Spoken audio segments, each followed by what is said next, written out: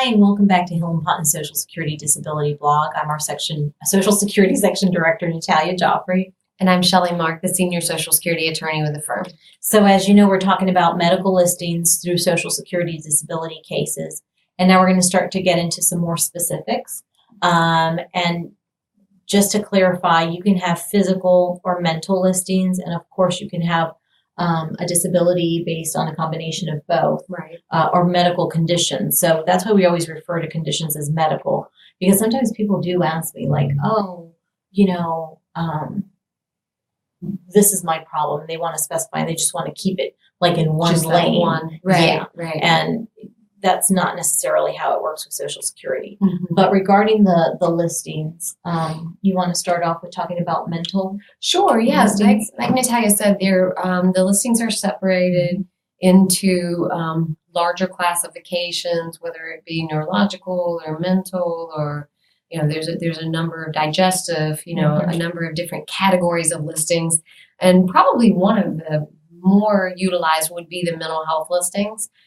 So most of your mental health disorders are going to fall under that listing. And then each one of those disorders or conditions will have obviously their own listing based on their own symptoms and severity. So it's not a one size fits all type of listing. Exactly. So if you have, for example, schizophrenia is going to have its own listing versus chronic depression versus bipolar disorder, right? I mean, that it gets into that kind of specifics in terms of the criteria you have to meet for each. Yes. Mm-hmm. And it is very specific for each medical condition, which I feel like is why it has so much validity, the listings do, because they really do evaluate the medical condition and the symptoms of the conditions and the severity.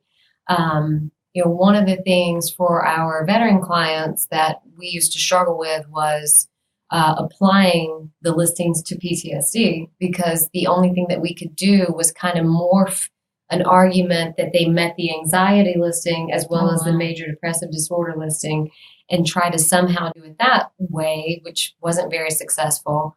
And then in the beginning of this year, 2017, Social Security came up with listing 12.15, which is trauma and stress-related disorders.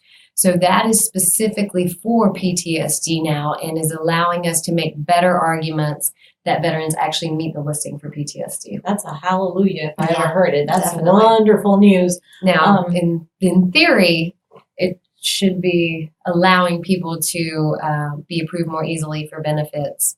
But again, we're struggling a little bit with the application. I think that kind of shows you too how behind the times sometimes Social Security and in general the bureaucracy of government, how it can run. Because I mean, PTSD has been around obviously forever. Right. It's been known by different terms depending on how old you are or which war you served in.